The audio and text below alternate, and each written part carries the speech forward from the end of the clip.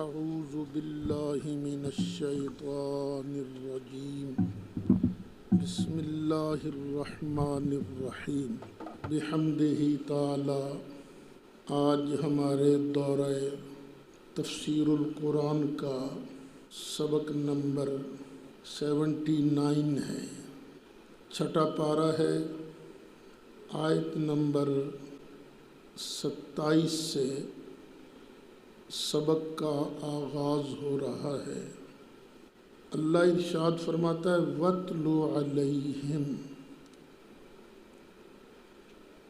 اے محبوب علیہ السلام آپ ان پر تلاوت فرمائیے، انہیں پڑھ کر سنائیے۔ کون سی چیز؟ نبأ ابنی آدم، آدم کے دو بیٹوں کی خبر، دو بیٹوں کی بات بالحق جو بالکل سچ ہے۔ آدم کے دو بیٹوں کی سچی خبر آپ پڑھ کر سنائیے۔ حضرت آدم علیہ السلام اور حضرت سیدہ حوا، ان کے ملاپ سے ہر بار دو بچے پیدا ہوتے، ایک لڑکا ایک لڑکی۔ جو لڑکا پہلی بار پیدا ہوتا اس کی شادی دوسری بار پیدا ہونے والی لڑکی سے کر دی جاتی، اور دوسری مرتبہ جو لڑکا پیدا ہوتا اس کی شادی پہلی مرتبہ پیدا ہونے والی لڑکی سے کر دی جاتی۔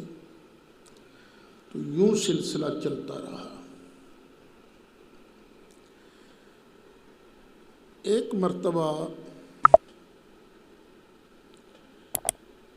ایک جوڑا پیدا ہوا،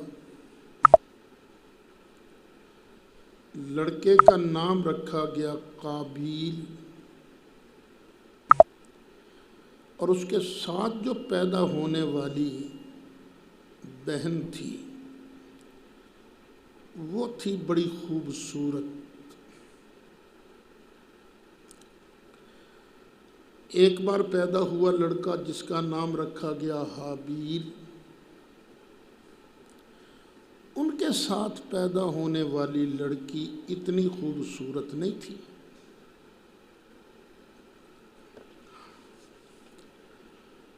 اب اس اصول کے مطابق حابیل کی شادی بنتی تھی قابیل کی بہن سے، اور قابیل کی شادی بنتی تھی حابیل کی بہن سے۔ لیکن قابیل اڑ گیا، اس نے کہا نہیں، میں تو اپنے ساتھ پیدا ہونے والی لڑکی سے نکاح کروں گا۔ آدم علیہ السلام نے فرمایا بھئی تم دونوں اللہ کی بارگاہ میں نیاز پیش کرو، جس کی نیاز قبول ہو جائے گی اسی کی شادی اس لڑکی کے ساتھ کر دی جائے گی۔ اب دونوں نے نیاز پیش کی۔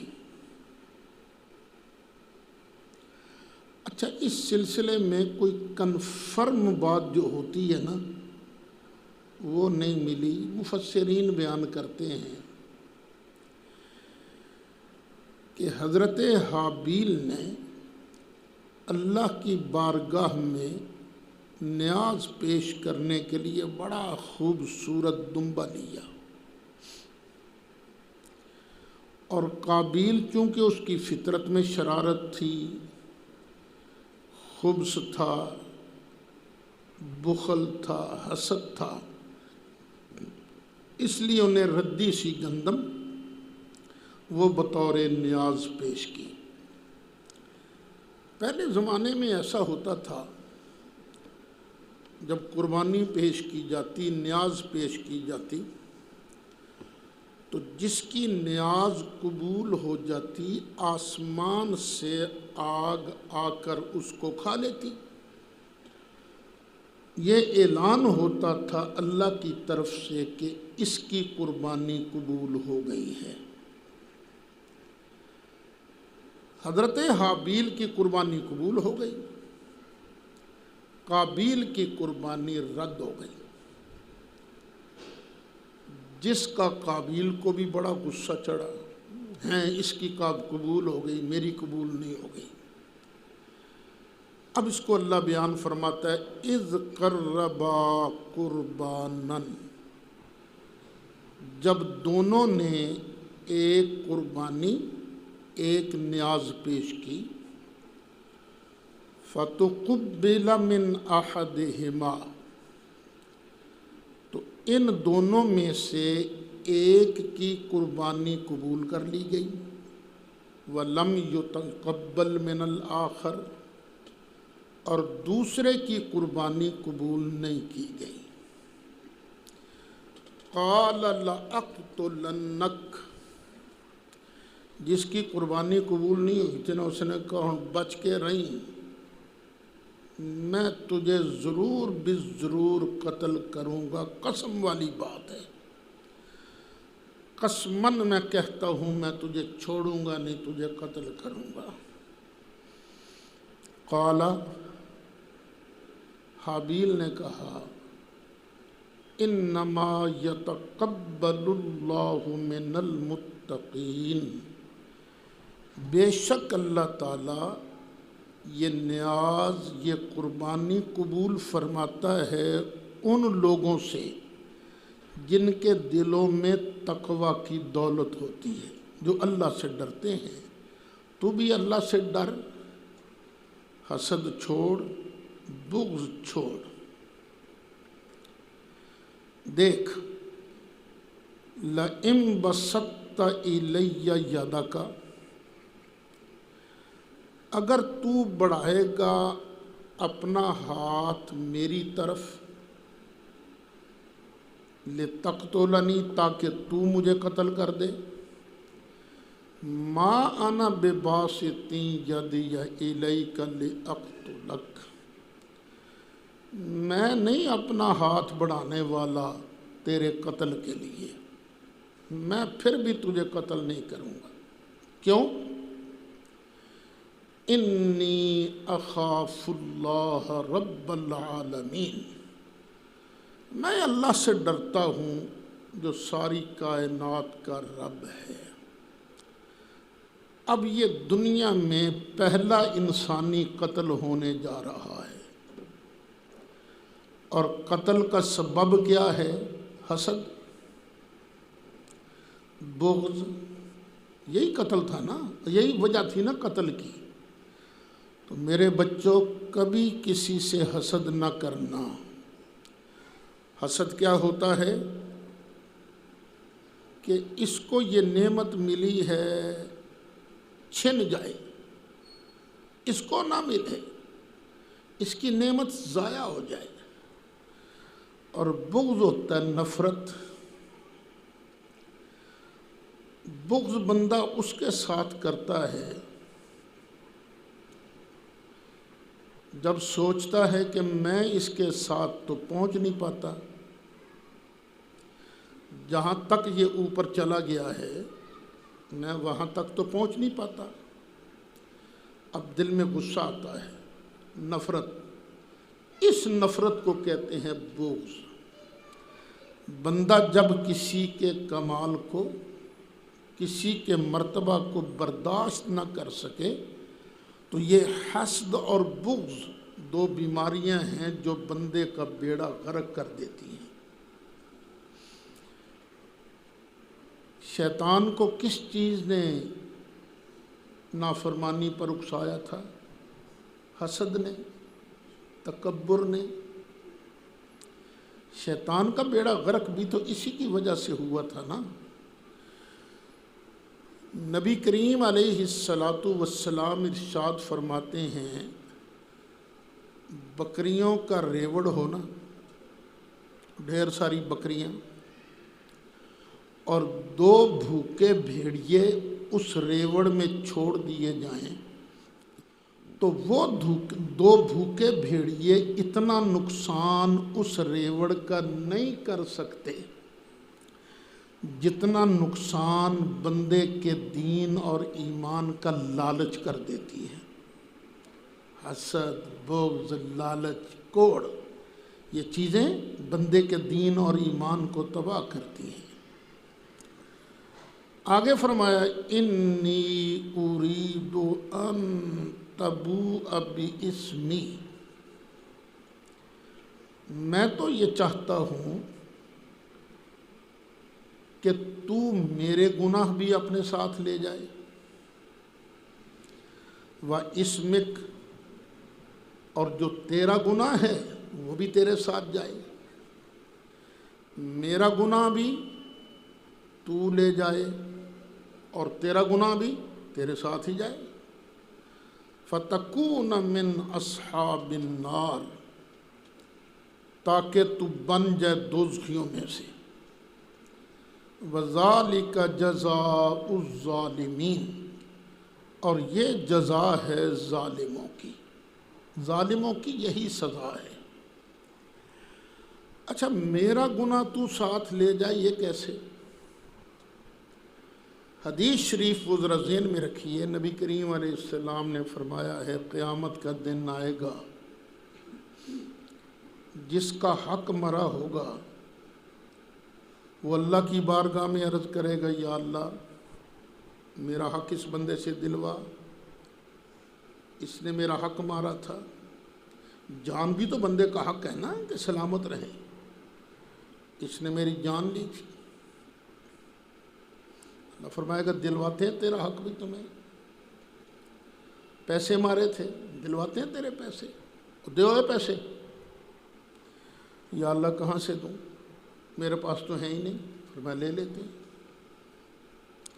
فرشتوں، جس کا حق مرا ہے اس کے کوئی گناہ تھے؟ یا اللہ گناہ بھی بڑے تھے۔ اللہ فرمائے گا اس کے گناہ کاٹ کر اس حق مارنے والے کو دے دو۔ اب حق مارنے والے کے پاس کس کس کا گناہ ہو گیا؟ اپنا بھی اور جس کا حق مارا تھا اس کا بھی۔ اب ترجمہ سمجھ آ جائے گا، انی ارید، بے شک میں چاہتا ہوں، ان تبوء باسمی، کہ تو میرے گناہ بھی اپنے ساتھ لے جائے، کیونکہ حق تو میرا مرنا ہے نا، تو میرے گناہ تو ساتھ لے جائے، اس میں اور اپنا گناہ بھی تو ساتھ لے جائے۔ فطوعت له نفسه قتل اخیہ، قابیل کے نفس نے اپنے بھائی کے قتل کو آسان بنا دیا، اپنے بھائی کے قتل کا دل میں شوق پیدا کر لیا، نہیں میں ہوں اپنے اس بھرا حابیل نو مارنا ہی مارنا، قتل کرنا ہی کرنا۔ فقتلہ، پھر اس نے مار بھی دیا اپنے بھائی کو۔ بس مفسرین نے بیان کیا ہے، اس نے اس کو پکڑا، پتھر پر اس کا سر رکھا اور دوسرا پتھر اس کے سر پر مارا، سر کچلا گیا، وہ بیچارہ مر گیا۔ فَأَصْبَحَ مِنَ الْخَاسِرِينَ، تو ہو گیا قابیل گھاٹا پانے والوں میں سے۔ بھائی کو قتل کرنے کے بعد اس نے بہت زیادہ اپنا نقصان کر لیا، اب اسے سمجھ نہیں آتی تھی میں کیا کروں، اس لاش کو کیسے چھپاؤں۔ فَبَعَثَ اللَّهُ غُرَابًا، تو اللہ تعالیٰ نے ایک کوّا بھیجا، یبحث فی الارض، جو زمین میں بحث کر رہا تھا۔ بحث کا معنی کیا ہوتا ہے؟ کسی چیز کو کریدنا، اس کو کھودنا کریدنا تاکہ اصل بات نکل آئے.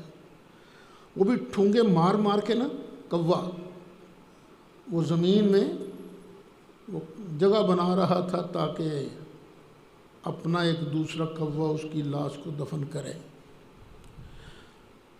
لے یوریہو، یہ کوا کیوں کر رہا تھا؟ تاکہ دکھاوے قابیل کو کیف یواری، کیسے چھپاتا ہے وہ، سوءۃ اخی، اپنے بھائی کی لاش کو. سوت کا معنی ہوتا ہے شرمگاہ، جس کو چھپایا جاتا ہے. تو اب اس کو بھی چونکہ چھپانا تھا نا لاش کو، تو اس کو بھی سو کہہ دیا گیا. قال یا ویلتا، اس نے کہا ہائے میری تباہی، ہائے میرا نکما پن. اصل میں یہ یا ویلتا جو ہے یہ لفظ تھا یا ویلتی، تو حرف ندا یا کی وجہ سے یا کو الف سے بدلا گیا، ما قبل کے کسرہ کو فتح دے دی گئی. یا ویلتا، ہائے خرابی. اعجز تو، کیا میں عاجز ہو گیا، میں گیا گزرا ہو گیا، ان اکون مثل حاضل غراب، اس کوے کی مثل بننے سے. میرا بیڑا غرق، میں تے کام ہی نہیں بن سکیا. کانوں عقل ہے کہ کیویں اپنے بھرا دی لاش لکائی دی ہے، مینوں تے یہ بھی مت نہیں آئی. فَأُوَارِيَ سَوْءَةَ أَخِي، تاکہ میں چھپاؤں اپنے بھائی کی لاش کو. فَأَصْبَحَ مِنَ النَّادِمِينَ، تو پس ہو گیا وہ شرمساروں میں سے. اچھا، بہت کم ایسے ہوتا ہے، بہت کم، کہ بندہ کوئی گناہ ایجاد کرتا ہے. زیادہ تر لوگ اس گناہ کو دیکھ کر گناہ کرتے ہیں. تو اصل اس گناہ کا سبب کون بنا؟ وہ پہلا جس نے گناہ کو ایجاد کیا تھا. تو قتل کرنا بھی تو ایک گناہ ہے نا. اگر قاتل کو سزا مل جائے، اس کا برسر عام لٹکا دیا جائے، تو آپ دیکھ لیں گے قتل کم ہو جائیں گے. اگر کوئی پوچھے نا تو ہر کوئی کہے گا چل کیڑا کہ تو بگڑتا ہے، مار دو انہوں، قتل کر دو. تو اصل مجرم ہوتا ہے وہ پہلا. اللہ فرماتا ہے من اجل ذالک، اسی وجہ سے کہ پہلا مجرم ہوتا ہے کتبنا علی بنی اسرائیل، ہم نے بنی اسرائیل پر مقرر کر دیا، لکھ دیا. کیا؟ انہو من قتل نفسا، کہ بے شک جس بندے نے کسی جان کو قتل کیا، بغیر نفس، بغیر کسی جان کے، یعنی اس نے کسی جان کو نہیں مارا تھا کہ بدلے میں اس کو مارا گیا ہے. جس نے بغیر بدلے کے، جان کے بدلے کے کسی جان کو قتل کر دیا. او فساد فی الارض، یا بغیر زمین میں فساد کیے ہوئے کسی کو قتل کر دیا. یعنی کسی نے کوئی فساد نہیں کیا تھا زمین میں، اس نے قتل کر دیا. فَكَأَنَّمَا قَتَلَ النَّاسَ جَمِيعًا، تو گویا کہ اس بندے نے پورے انسانوں کو قتل کر دیا. یہ معنی بھی ہو سکتا ہے زمین میں فساد کرنے کے لیے کسی کو قتل کر دیا. تو گویا کہ اس بندے نے پوری انسانیت کو قتل کر دیا. کیوں؟ اب باقی بھی اسی کو دیکھ کر قتل کریں گے نا. وَمَنْ أَحْيَاهَا، اور جس نے کسی ایک جان کو بچایا تو لوگ کہیں گے واہ بھی واہ بڑا دلیر آدمی ہے یار، کیا نیک آدمی، اس نے جان بچائی، تو لوگ اس کو دیکھ کر جان بچائیں گے۔ تو جس نے کسی جان کو بچایا فَكَأَنَّمَا أَحْيَا النَّاسَ جَمِيعًا، تو پس گویا کہ اس نے زندہ کر دیا تمام انسانوں کو، اس کے لیے اتنا اجر و ثواب لکھا جائے گا۔ وَلَقَدْ جَاءَتْهُمْ رُسُلُنَا بِالْبَيِّنَاتِ، بنی اسرائیل کا ذکر ہو رہا ہے نا پیچھے، بے شک آئے بنی اسرائیل کے پاس ہمارے رسول کھلی نشانیاں لے کر۔ دیکھو یہ اللہ کی نشانی ہے، اللہ کا یہ آرڈر ہے، میں اللہ کا نبی ہوں، یہ دیکھ لو نشانی، یہ دیکھ لو معجزہ۔ ثم ان کثیرا منہم بعد ذلک فی الارض لمسرفون، پھر بھی بے شک ان میں سے کئی اس کے بعد زمین میں زیادتی کرنے والے تھے۔ یہ جو بنی اسرائیل ہیں سمجھایا ان کو بہت گیا، لیکن یہ زمین میں فساد کرتے تھے، اسراف کرتے تھے، زیادتی کرتے تھے۔ اب اللہ تعالیٰ سزا بیان کر رہا ہے ان لوگوں کی جو زمین میں فساد کرتے ہیں، قتل کرتے ہیں، ڈاکے ڈالتے ہیں۔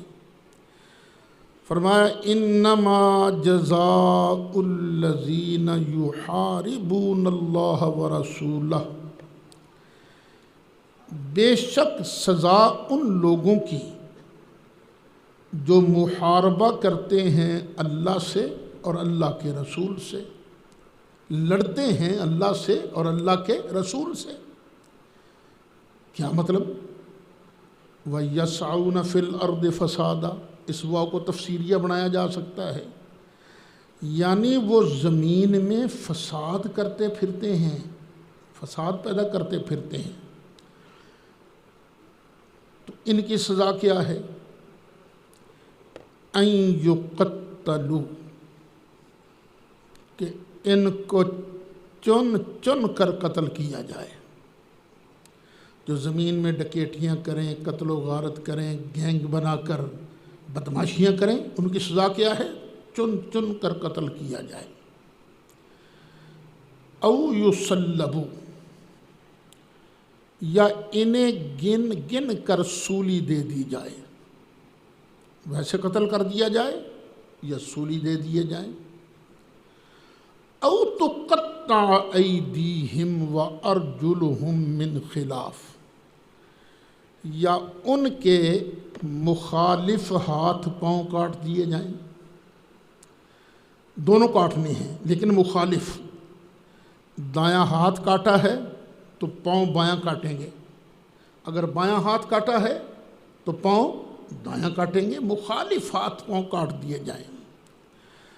او ینفوا من الارض، یا انہیں زمین سے نکال دیا جائے۔ زمین سے نکالنا کا کیا مطلب؟ قید کر دیا جائے تاکہ اب باقی زمین میں وہ آ جا نہ سکے۔ یہ اللہ کریم نے سزائیں بیان کی ہیں۔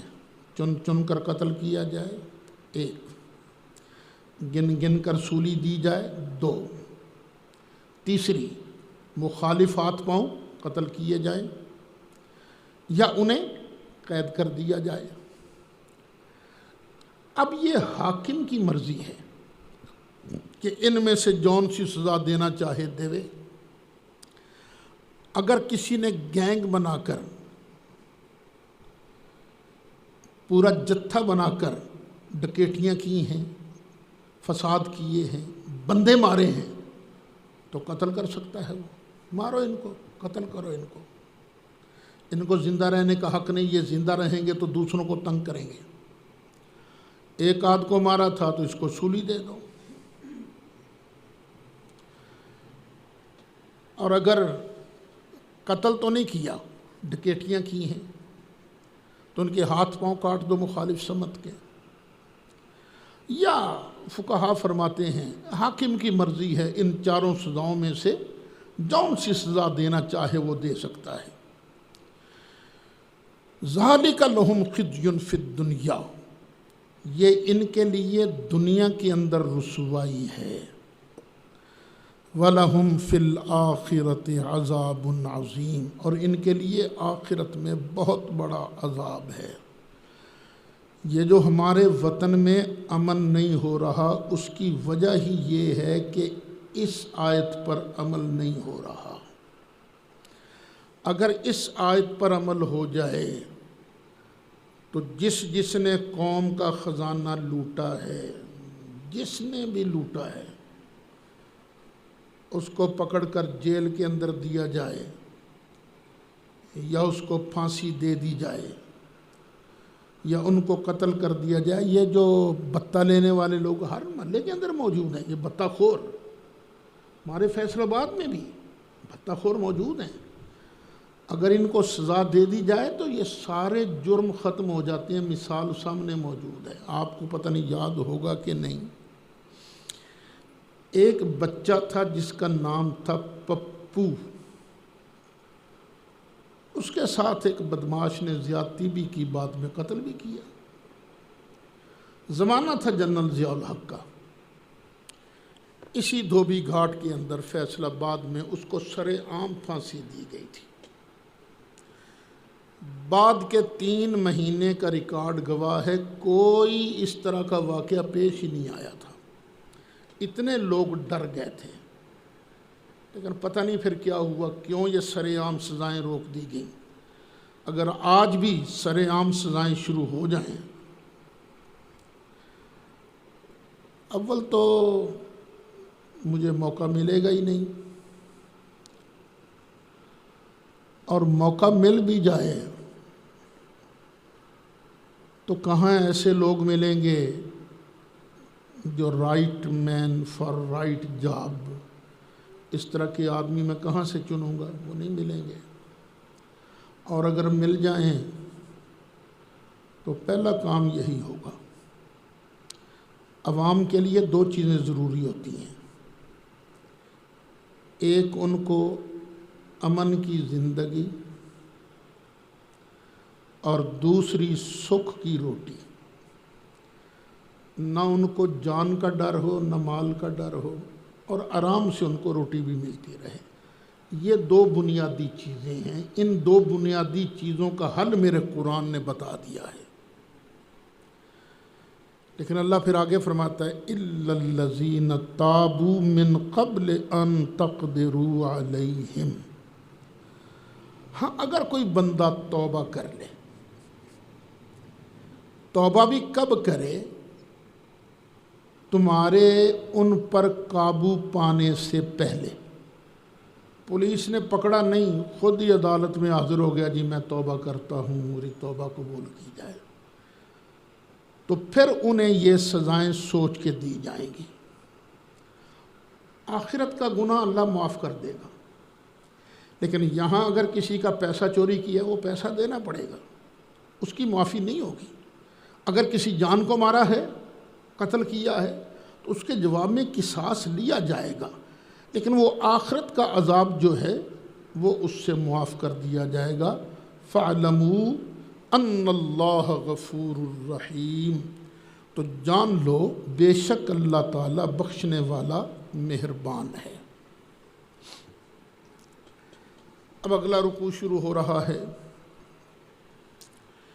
یا ایھا الذین آمنوا اتقوا اللہ وابتغوا الیہ الوسیلہ، اے ایمان والو اللہ سے ڈرو، ہر وقت اللہ کا خوف تمہارے دل میں ہونا چاہیے۔ وابتغوا الیہ الوسیلہ، اور اس تک پہنچنے کے لیے کوئی نہ کوئی وسیلہ ڈھونڈو، وہ چیز ڈھونڈو جو تمہیں اللہ کے قریب کر دے۔ نماز اللہ کے قریب کرتی ہے، نماز پڑھو۔ روزہ اللہ کے قریب کرتا ہے، روزہ رکھو۔ زکوٰۃ، صدقات، خیرات اللہ کا قرب نصیب کرتے ہیں، تو ڈھونڈو، یہ وسیلہ ڈھونڈو اللہ تک پہنچنے کے لیے۔ کوئی نیکی کرو اور کہو یا اللہ اس کی برکت سے مجھے اپنا قرب عطا فرما۔ قرب کا مطلب کیا ہے؟ میری غلطیاں معاف کر دے، میری نیکیاں قبول فرما لے، یہی ہے نا قرب کا مطلب۔ تو یا اللہ ان چیزوں کی وجہ سے مجھے اپنا قرب نصیب فرما۔ تو اللہ تک پہنچنے کے لیے کوئی نہ کوئی وسیلہ ڈھونڈو۔ اچھا، یہ چیزیں جو میں نے بیان کی، ہر نیک کام جو ہے یہ وسیلہ ہے اللہ تک پہنچنے کا۔ اسی طرح مرشد کی تلاش یہ بھی اللہ تک پہنچنے کا وسیلہ ہے۔ تلاش مرشد، لیکن مرشد کا مطلب یہ نہیں کہ کسی بھی پنگینوں پیر بنا لو۔ مرشد کون ہوتا ہے؟ جس کو یہ آتا ہو قرآن کیا کہہ رہا ہے، قرآن کا سنت کا عالم ہو۔ مرشد وہ ہے جو خود بھی اللہ سے ڈرتا ہو اور آگے لوگوں کو اللہ سے ڈرنے کی تلقین بھی کرتا ہو۔ آپ خود سوچ لیجئے، جس کو خود قرآن کا مطلب نہیں آتا وہ کسی کو کیا سمجھائے گا؟ سنا کے ہی ہے نا۔ تو یہ تلاش مرشد جو ہے یہ بھی اللہ تک پہنچنے کا وسیلہ ہے۔ یہ نہ سمجھیے گا کہ چونکہ سعید اسد ایک سنی ہے اس لیے وہ سنیوں والی بات کر رہا ہے۔ میں وہ سنی ہوں جو بات قرآن کی کرتا ہوں، حدیث کی کرتا ہوں، اور اس بات کو کہ وسیلہ وابتغوا الیہ الوسیلہ سے مراد تلاش مرشد ہے، یہ صرف میں ہی نہیں کہتا بلکہ پاک و ہند کے اندر وہابیت کے جو معمار اول ہیں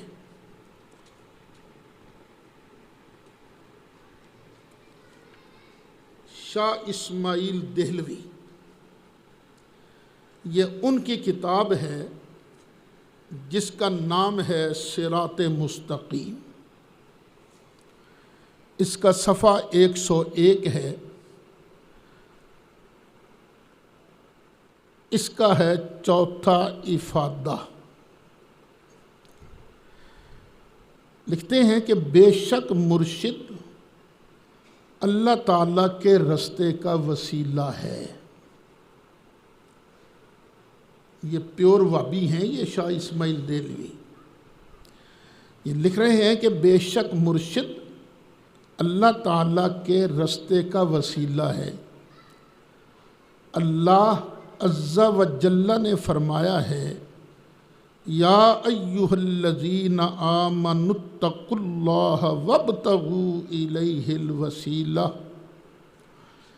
وجاہدوا فی سبیلہ لعلکم تفلحون، یعنی اے ایمان والو اللہ سے ڈرو اور اس کی طرف پہنچنے کے لیے وسیلہ ڈھونڈو اور اس کے رستے میں جہاد کرو، شاید کہ تم نجات پالو۔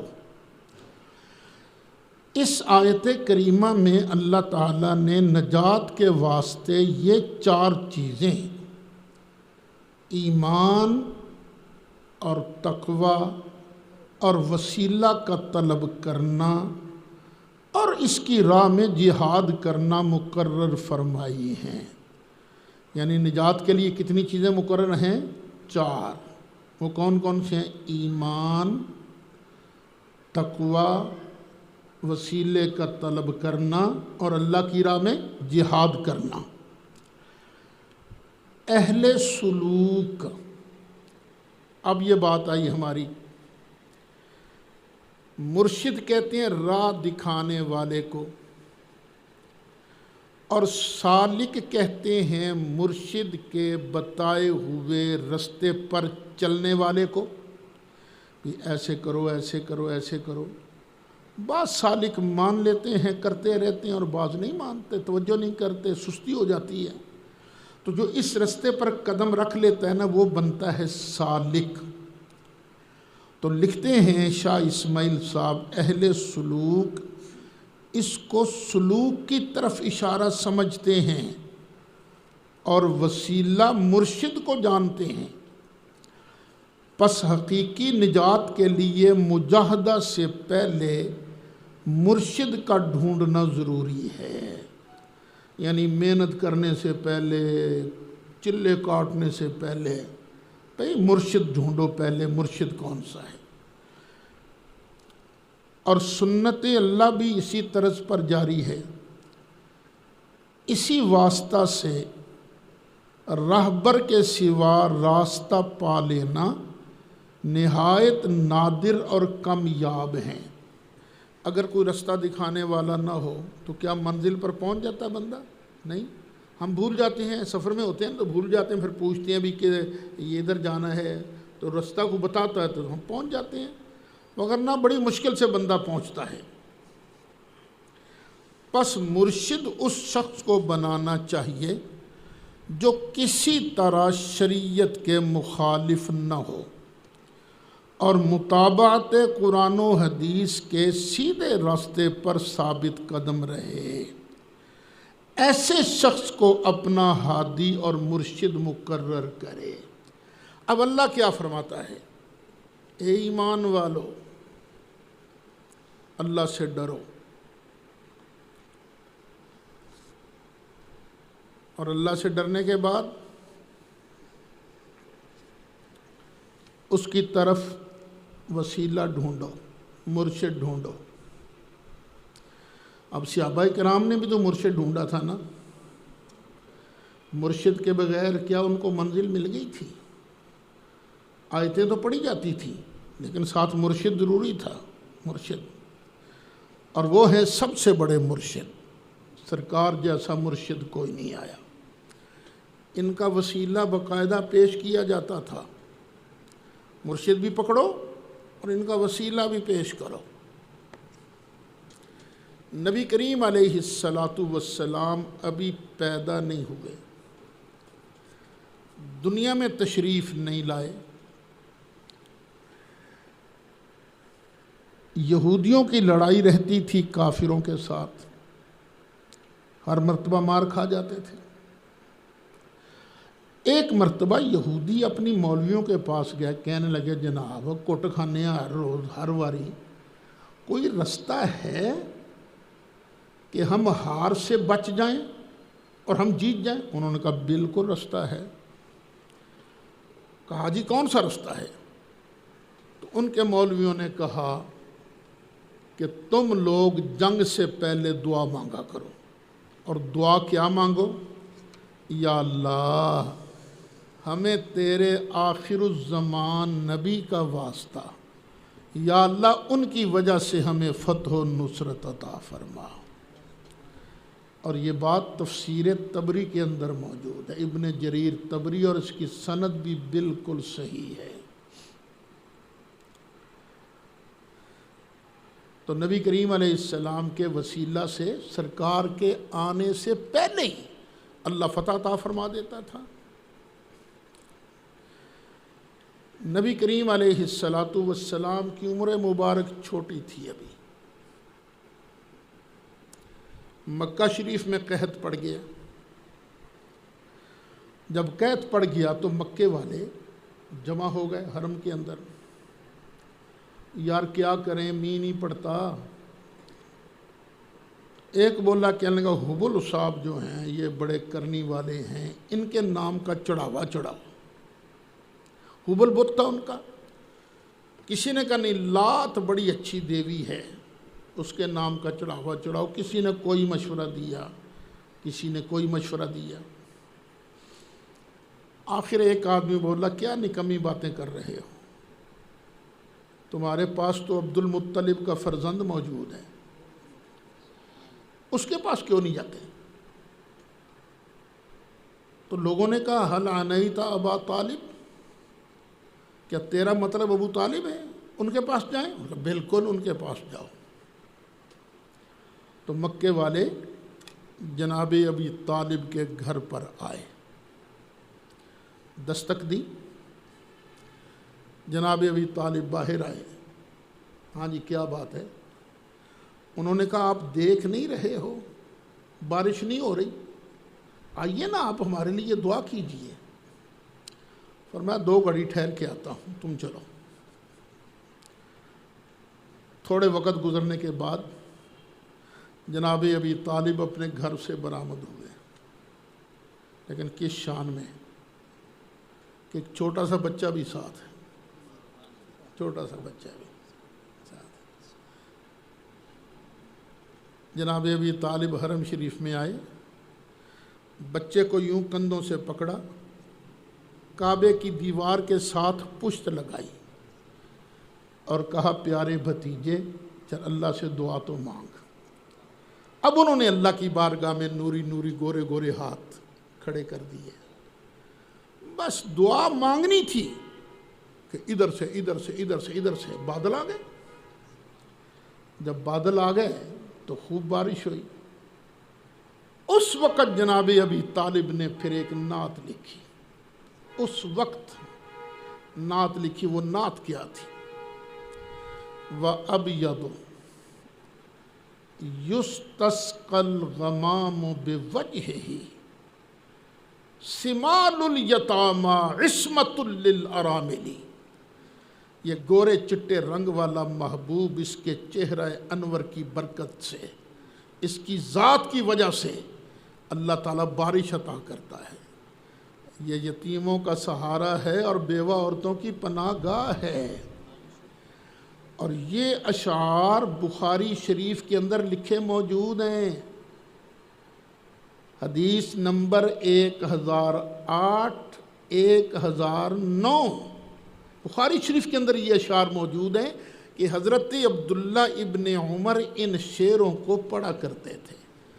پتہ چلا ابھی نبی کریم علیہ السلام کے سر پر تاج نبوت نہیں سجایا گیا، لیکن تھے تو معصوم ہی نا۔ نبوت کے ڈنکے تو وہ اس وقت بھی بچ چکے تھے جب ابھی حضرت آدم کے جسم کے اندر روح نہیں پڑی تھی، اس وقت ڈنکے بچ چکے تھے، لیکن ابھی وحی نہیں آئی۔ وحی آنے سے پہلے ہی میرے مصطفیٰ علیہ السلام کے وسیلے سے اللہ تعالیٰ بارش عطا کر دیتا تھا۔ ایک اور حدیث شریف سن لیجیے، حضرت سیدنا علی مرتضیٰ کرم اللہ تعالی وجہہ الکریم، آپ کی امی جان کا نام ہے فاطمہ بنت اسد، فاطمہ بنت اسد۔ سرکار ان کے بارے کہا کرتے تھے امی بعد امی، میری امی جی حضرت آمنہ کے بعد یہ میری امی ہیں۔ ان کا انتقال ہوا، نبی کریم علیہ السلام نے اپنی نگرانی میں قبر کھدوائی۔ سرکار پھر جب قبر کھود لی گئی، سرکار خود قبر انور میں اترے، لیٹے، پھر باہر آئے، فرمایا نہیں ادھر سے بھی کھودو ادھر سے بھی کھودو، خود سرکار نے کھدوائی۔ پھر نبی کریم علیہ السلام نے دعا مانگی، اللہم اغفر لأمی فاطمہ بنت اسد، یا اللہ میری امی فاطمہ بنت اسد کی بخشش کر دے، ووسع علیہا مدخلہا، یا اللہ ان کی قبر کو کھلا کر دے، وَلَقِّنْہَا حُجَّتَہَا، یا اللہ ان کو کلمے کی تلقین بھی کر دے، حجت ہے نا کلمہ شریف بچانے کے لیے، تلقین کر دے، بحق نبی کا، یا اللہ واسطہ تیرے نبی کا، وَالْأَنْبِيَاءِ الَّذِينَ مِنْ قَبْلِي، اور یا اللہ واسطہ ہر اس نبی کا جو مجھ سے پہلے ہو گزرا ہے، فَإِنَّكَ أَرْحَمُ الرَّاحِمِينَ، بے شک تو ارحم الراحمین ہیں۔ پہلے نبی کون کون سے گزرے؟ حضرت آدم یہ بھی قبر والے، حضرت نوح بھی قبر والے، حضرت عیسیٰ کے علاوہ باقی سارے نبی قبروں والے نبی ہیں نا۔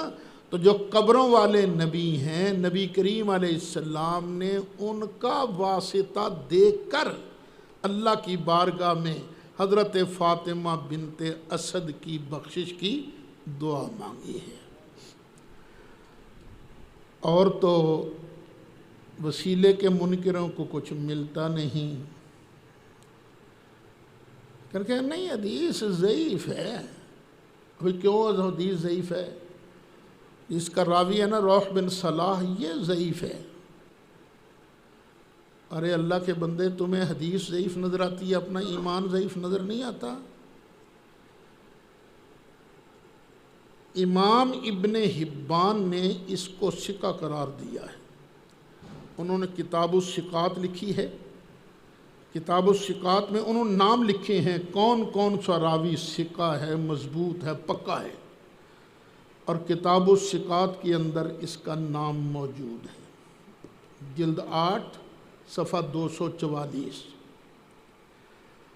حافظ حاکم کہتے ہیں روح بن صلاح ثقہ ہے، مامون ہے، یعنی وہ دیکھو نا، راوی کا ضعف نہیں بیان کر رہے۔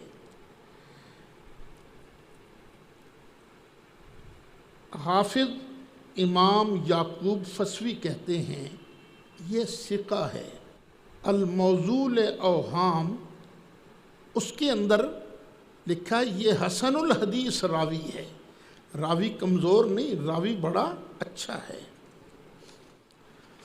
پھر اس حدیث پر ایک اعتراض یہ بھی کیا گیا ہے کہ اس میں ایک راوی ہے سفیان ثوری، اور یہ سفیان ثوری جو راوی ہے یہ مدلس ہے، یہ عن سے روایت کرتا ہے۔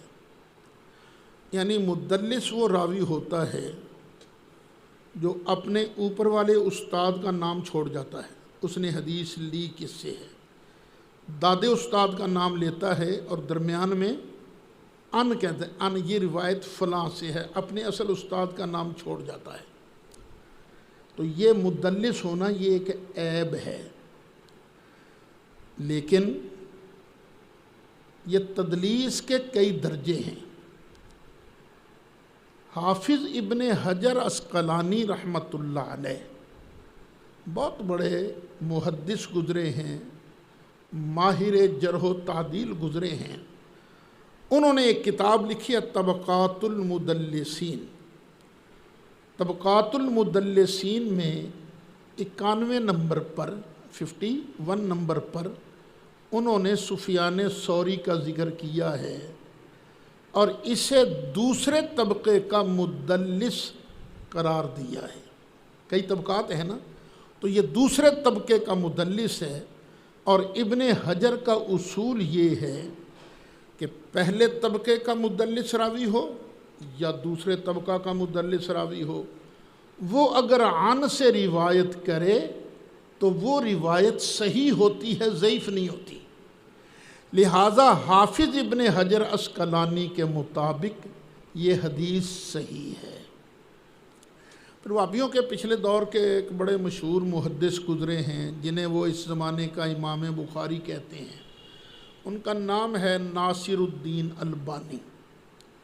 ان کے نزدیک بھی سفیان ثوری جو عن سے روایت کرے، ان سے روایت کرے، وہ حدیث صحیح ہے۔ تو لہٰذا البانی صاحب کے نزدیک بھی یہ حدیث ضعیف نہیں، یہ حدیث صحیح ہے۔ اچھا، اب جن لوگوں نے اعتراض کیا ہے نا سند کے اس حصے پر، اتنا ہی حصہ بالکل اسی طرح بخاری شریف حدیث نمبر 5617 پر موجود ہے۔ اگر اس حصے کی وجہ سے حدیث ضعیف ہے تو بخاری کی یہ حدیث بھی ضعیف ہونی چاہیے جو اسی وجہ سے اسی سند کے ساتھ مذکور ہو رہی ہے۔ تو تم بخاری والی حدیث کو صحیح مانتے ہو، دوسری حدیث کو کیوں ضعیف مانتے ہو؟ کیوں؟ اس میں نبی کریم علیہ السلام کی شان بیان ہو رہی ہے۔ تو ایسا نہ کرو۔ امام ترمذی ہوں یا ناصر الدین البانی، دونوں نے سفیان ثوری کی تدلیس کو قبول کیا ہے۔ ترمذی شریف کی حدیث نمبر 658۔ ایک اور حدیث شریف سن لیجیے۔ زمانہ تھا حضرت سیدنا عمر فاروق رضی اللہ عنہ کا۔ ایک صحابی ہیں بلال بن حارث المزنی، وہ نبی کریم علیہ السلام کے روضے پر آئے۔ لوگ کہتے ہیں نا زندے کا وسیلہ جائز ہے تو قبر والے کا وسیلہ جائز نہیں۔ سرکار کے روضے پر آئے اور آن کے کہا یا رسول اللہ استسق اللہ لامتک فانہم قد ہلکوا۔ یا رسول اللہ صلی اللہ علیہ وسلم، اللہ سے می تو مانگیے اپنی امت کے لیے، امت مر چلی ہے۔ اب دیکھیے صحابی رسول ہیں، سرکار کی بارگاہ میں آ کے قبر پر آن کر می مانگ رہے ہیں، استسق اللہ لامتک فانہم قد ہلکوا۔ تو وسیلہ ہی ہے نا سرکار اللہ کی بارگاہ میں۔ گھر آ گئے، رات کو سوئے تو خواب میں سرکار کی زیارت نصیب ہوئی۔ سرکار نے فرمایا تو ہمارے روضے پر آیا تھا؟ جی آقا آیا تھا۔ فرمایا می مانگا تھا؟ جی می مانگا تھا۔ فرمایا جا عمر کو میرا سلام کہہ دے، جا تمہیں پانی مل جائے گا۔ یہ حدیث موجود ہے مصنف ابن ابی شیبہ جلد 6 صفحہ 356 اور 32,002 نمبر ہے حدیث کا۔ جی اچھا، اس پر بھی اعتراض کیا گیا ہے، کیونکہ یہ سبق ریکارڈ ہو رہا ہے نا، پتہ نہیں کون کون سنے گا۔ ہو سکتا ہے کوئی حدیث کے طلبہ بھی سن رہے ہوں تو چلو ان کا فائدہ ہو جائے گا۔ اعتراض یہ کیا گیا ہے کہ اس کا ایک راوی ہے ابو معاویہ یعنی محمد بن خازم، یہ مدلس ہے اور ہے بھی اس کا عنعنہ، اس لیے یہ ضعیف ہے۔ اس کا وہی جواب جو ہم پہلی حدیث کا جواب دے چکے ہیں کہ حافظ ابن حجر عسقلانی نے ابو معاویہ کو دوسرے طبقے کا مدلس سمجھا ہے۔ تو ان کے نزدیک پہلے طبقے کا مدلس ہو یا دوسرے طبقے کا مدلس ہو، ان کی ان والی روایت قبول ہے، اس لیے اس حدیث کو قبول کیا جائے گا۔ دوسرا اعتراض یہ کیا گیا ہے کہ اسی حدیث کے اندر ایک راوی ہے اعمش، نام تھا سلیمان اعمش۔ ایک لطیفہ ہی ہے یہ بھی، یہ حضرت امام اعظم ابو حنیفہ رحمۃ اللہ علیہ کے زمانے کا تھا یہ اعمش۔ اور ظاہر بات ہے نا، اپنے زمانے دا مولوی چنگا بھی نہیں لگتا۔ جس مولوی نو لوگی کو تھوڑا زیادہ سنن لگ پین، وہ نال دوجے مولویاں نو ساڑا بھی شروع ہو جاتا ہے۔ تو یہ کچھ نہ چلتے ولتے بھی تھے اعمش صاحب جو ہے، اور تھے ماشاءاللہ کچھ چنے۔ تو بیوی تھی خوبصورت اور یہ اتنے خوبصورت نہیں تھے، تو گھر میں نا لڑائی رہتی تھی، لڑائی رہتی تھی۔ اب لڑ پڑے رات کو دونوں، جب لڑ پڑے تو بیوی کر گئی چپ، بولے نہیں۔ کو بول، نہیں بولی، او بول بھی نہیں تو، پھر چپ بیوی، او بول، بیوی چپ۔ تو اب امام اعمش نے بیوی کو غصے میں کہہ دیا، جے تو فجر تک نہ بولی میرے نال تے تینوں 1 2 3 تینے طلاقیں دے دیں۔ وہ بڑی خوش کہ چلو جان چھٹی ہے دے کولوں، لیکن بولی نہیں۔ اور آمش صاحب کا بھی غصہ ذرا ٹھنڈا ہوا تو سوچو بیڑا کر کے ایڈی سونی بیوی تے لبنی ہوئی نہیں۔ اب وہ آ گئے امام اعظم ابو حنیفہ کے پاس، کہنے لگے مہربانی کر کوئی گور دس، اب میری بیوی بچ جائے۔ فرمایا اچھا کچھ کر دیں تیرے واسطے۔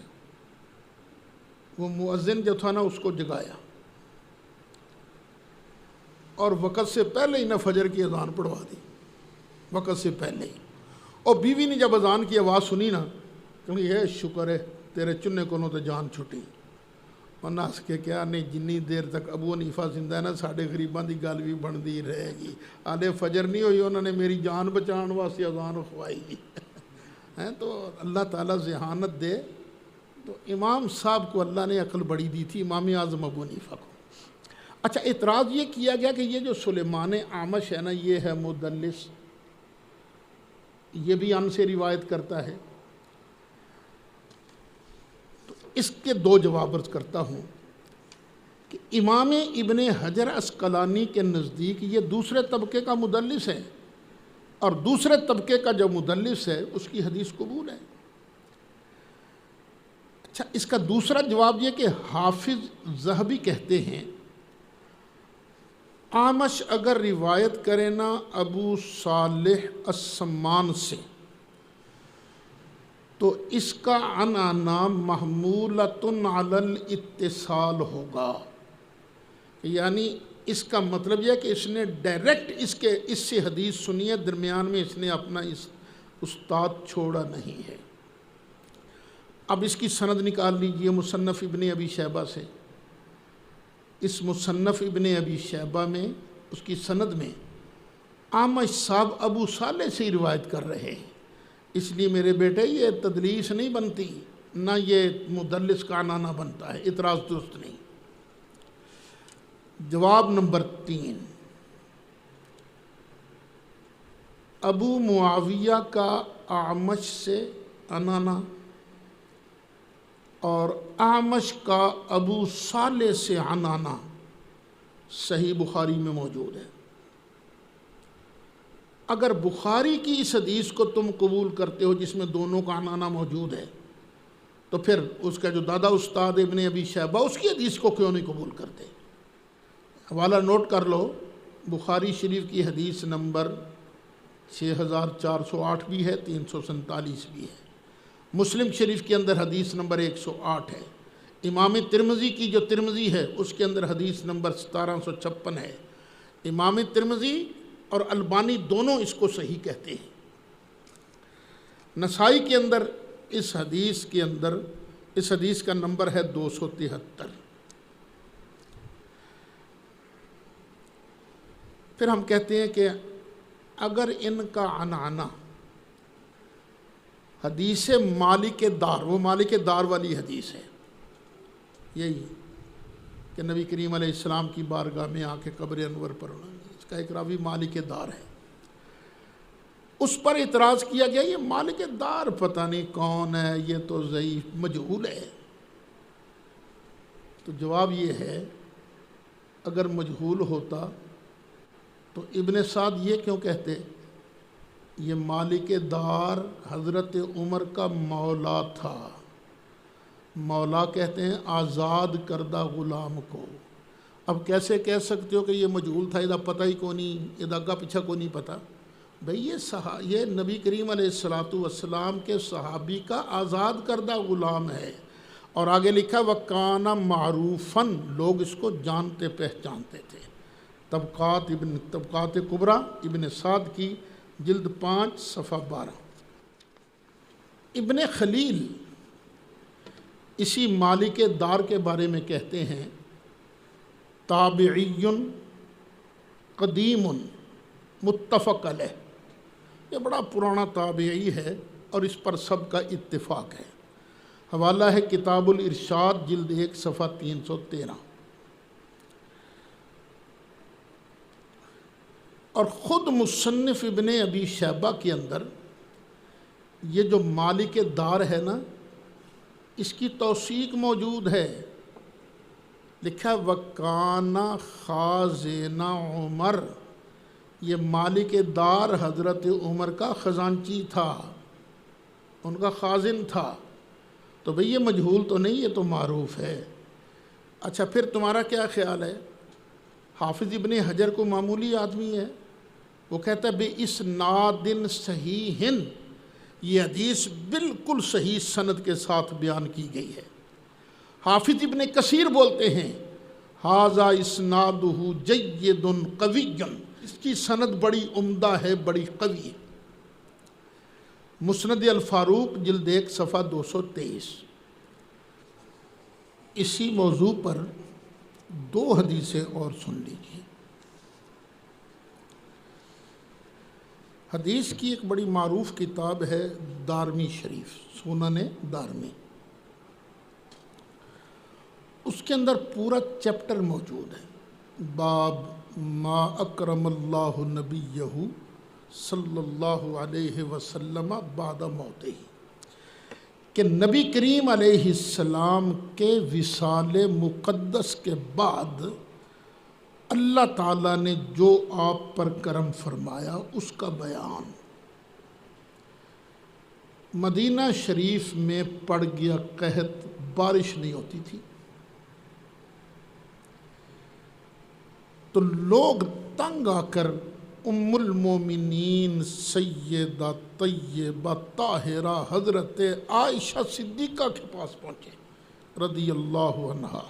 آپ سے کہنے لگے اماں جان بارش نہیں ہوتی؟ فرمایا طریقہ میں تمہیں بتاتی ہوں، ایک وہ کرو۔ جی امی جی کیا؟ فرمایا نبی کریم علیہ السلام کی قبر انور کے اوپر جو چھت ہے نا،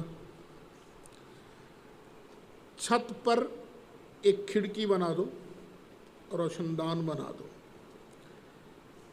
اب تو آسمان اور قبر انور کے درمیان وہ چھت حائل ہے نا، کھڑکی بنا دو تاکہ آسمان بغیر پردے کے، بغیر چھت کے ڈائریکٹ قبر انور کی زیارت کرے۔ جب قبر انور کی زیارت کرے گا تو روئے گا، بارش مل جائے گی۔ صحابہ نے ایسے ہی کیا، تابعین نے ایسے ہی کیا۔ پھر اتنی بارش ہوئی کہ پہلے جانور جو بالکل بھوک کی وجہ سے پسلیاں نظر آ رہی تھیں اور ماؤں کے پستانوں سے دودھ نہیں اترتا تھا، بچے بھوک سے بلک بلک کے، ان کی آواز رونے کی نہیں نکلتی تھی، وہ سارے خوشحال ہو گئے اور اس سال کا نام ہو گیا عام الفتق۔ اتنا چارہ اگا کہ جانور کھا کھا کے اتنے موٹے ہو گئے۔ اور کبھی تم دیکھو نا، مذاق کرتے ہیں لوگ بہت زیادہ موٹے کو، تم تو پاٹن والا ہی ہو گئے ہیں۔ تو یہ وہ سال ہے جس سال جانور بھی پھٹنے کے قریب ہو گئے تھے۔ یہ دارمی شریف ہے، جلد 1 ہے، صفحہ 56 ہے۔ اس کے جو محشی ہیں، تخریج کرنے والے، شیخ حسین سلیم اسد درانی، وہ کہتے ہیں رجالہ ثقات، اس کے سارے راوی ثقہ ہیں۔ مسند درانی رقم حدیث 93۔ ایک اور حدیث شریف ہے، زمانہ تھا حضرت امیر المومنین عثمان غنی ذو النورین رضی اللہ عنہ کا۔ حضرت عثمان کے زمانے میں ایک بندے کو کام تھا حضرت عثمان سے، سادہ آدمی تھا، وہ دفتر تک بھی نہیں پہنچ سکتا تھا۔ اس نے سوچا کوئی سفارشی ڈھونڈو۔ اب کس کو سفارشی ڈھونڈے؟ اب جس کی سفارش انہوں نے کروانا چاہی نا، ان کا نام بھی ہے عثمان۔ فرق امیر المومنین کا نام ہے عثمان بن عفان اور اس کا نام ہے عثمان بن حنیف۔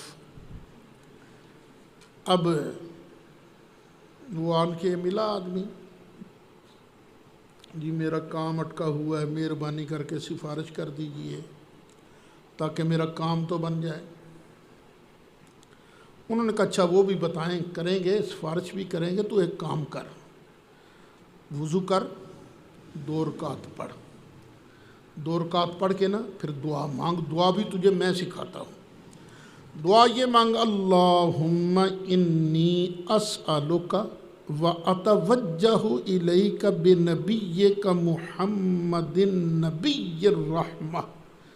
یا اللہ میں تجھ سے سوال کرتا ہوں، تیری بارگاہ میں توجہ کرتا ہوں تیرے رحمت والے نبی محمد مصطفیٰ صلی اللہ علیہ وسلم کے وسیلہ سے. پھر آگے کہ یا محمد، اے پیارے مصطفیٰ علیہ السلام، انی قد توجہت بک، یا رسول اللہ میں نے آپ کی وجہ سے نا، آپ کے وسیلے سے اللہ کی بارگاہ میں توجہ کی. الی ربی فی حاضی فی حاجتی حاضی، میرا یہ کام بن جائے. آقا آپ بھی سفارش کر دیجئے نا، یا اللہ تو بھی محبوب کی سفارش کو قبول کر. اس نے ایسے کیا. دوسرے دن گیا نا، دفتر کے قریب ہی پہنچا تو ایک آدمی کھڑا تھا. اس نے کہا ادھر آ میرے نال. اس کو بازو سے پکڑا اور سیدھا حضرت امیر المومنین کے پاس لے گیا. حضرت عثمان نے اس کا کام فٹ کیا اور کہا دیکھ تو میرا بھائی ہے، جب بھی تجھے ضرورت ہو نا تو میرے پاس آ جایا کر، ہم تیرا کام فٹ کر دیا کریں گے. وہ بڑا خوش کر، سفارش ہو تو ایسی ہو نا. اب وہ اپنے سفارشی کے پاس آیا جن کا نام تھا حضرت عثمان بن حنیف. شکریہ ادا کیا، جی بڑی مہربانی، آپ نے تو کمال کی سفارش کی، میرا تو کام ہو گیا. اور فرمایا میں تو امیر المومنین سے ملا تک نہیں، یہ کام میری سفارش کی وجہ سے نہیں ہوا، اسی دعائے وسیلہ کی وجہ سے ہوا ہے جو تو نے 2 رکعت پڑھ کر دعا مانگی تھی. اور یہ دعا میں نے تمہیں اپنی طرف سے نہیں سکھائی، میں خود سرکار کے پاس بیٹھا ہوا تھا. ایک نابینا آیا، نابینے نے آن کر نبی کریم علیہ السلام کی بارگاہ میں عرض کیا، آقا میری آنکھیں تو اللہ تعالیٰ سے لے دیجئے. فرمایا تو صبر کرنا، تجھے اللہ سے جنت لے دوں گا. عرض کی آقا آپ کا صدقہ جنت تو پاس ہے ہی ہے، لیکن میرا گھر بڑی دور ہے، مسجد آنے میں تکلیف ہوتی ہے، مجھے اللہ سے آنکھیں لے دیجئے. سرکار نے فرمایا جا کے وضو کر، وضو کر کے 2 رکعت پڑھ. 2 رکعت پڑھ کے نا پھر یہ دعا مانگ. سرکار نے یہ دعا خود اس نبینے کو سکھائی. جا. حضرت عثمان بن حنیف فرماتے ہیں وہ نابینا گیا تو نابینا تھا، وضو شروع کیا نابینا تھا، وضو ختم کیا نابینا تھا، پھر اس نے 2 رکعت شروع کی نابینا تھا، جب 2 رکعت پڑھ کے سلام پھیرا تو نابینا تھا، دعا کے لیے ہاتھ اٹھائے تو نابینا تھا. جب سرکار کے وسیلے والی دعا مانگ کے واپس آیا تو اس طرح لگتا تھا جس طرح اس آدمی کی آنکھیں کبھی دکھی تک نہیں ہیں. یہ سرکار کے وسیلے سے اس نابینا کو آنکھیں مل گئیں. یہ جو اب اس حدیث کے 2 حصے ہیں. ایک حصہ کہ نبی کریم علیہ السلام نے اس نابینا کو دعا سکھائی. یہ حدیث ابن ماجہ کے صفحہ 100 پر لکھا بسند صحیح، صحیح سند کے ساتھ. یہ حدیث ترمذی کے اندر موجود ہے بسند صحیح. یہ نسائی کے امام نسائی کی ایک اور کتاب ہے عمل الیوم واللیلہ، اس کے اندر بھی موجود ہے. اور جو دوسرا حصہ ہے حضرت عثمان بن حنیف والا کہ حضرت عثمان بن حنیف نے اس آدمی کی سفارش کی تھی، یہ حصہ الگ ہے. اور یہ حصہ کہاں ہے؟ المعجم الکبیر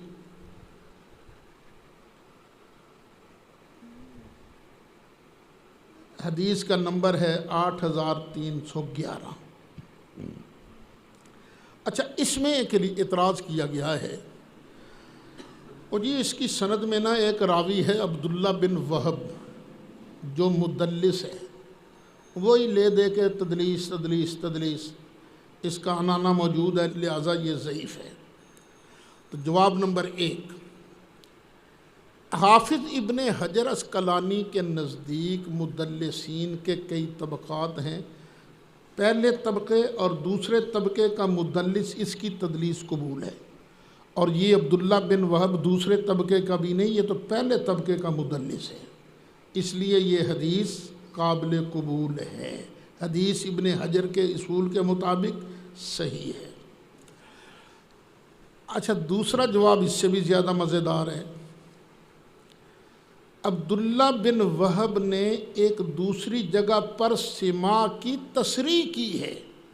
معرفت الصحابہ لابی نعیم اصفہانی، حدیث نمبر 4928، صفحہ 1959۔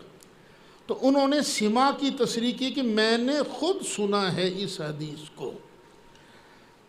امام طبرانی نے اس حدیث کو نقل کیا اور کہا والحدیث صحیح، حدیث صحیح ہے۔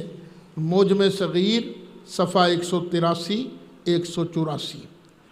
اس حدیث کو مشہور محدث، مشہور ہے مزدوروں کے نزدیک نہیں مشہور، یعنی محدثین کے نزدیک مشہور، امام منذری وہ فرماتے ہیں والحدیث صحیح، یہ حدیث صحیح ہے۔ ترغیب ترہیب جلد 1 صفحہ نمبر 476۔ آیت دوبارہ پڑھ لیجئے، بسم اللہ الرحمن الرحیم۔ یا ایہا الذین آمنوا اتقوا اللہ، اے ایمان والو اللہ سے ڈرو، وابتغوا الیہ الوسیلہ، اور ڈھونڈو اس کی طرف کوئی وسیلہ، وجاہدوا فی سبیلہ، اور اللہ کی راہ میں جہاد کرو، لعلکم تفلحون، تاکہ تم کامیاب ہو جاؤ۔ تو اللہ کی بارگاہ میں وسیلہ، ایک وسیلہ قرآن پاک کا سمجھنا اور سمجھانا بھی ہے۔ تو یا اللہ ہمارا یہ وسیلہ قبول فرما اور ہماری بخشش فرما دے، آمین۔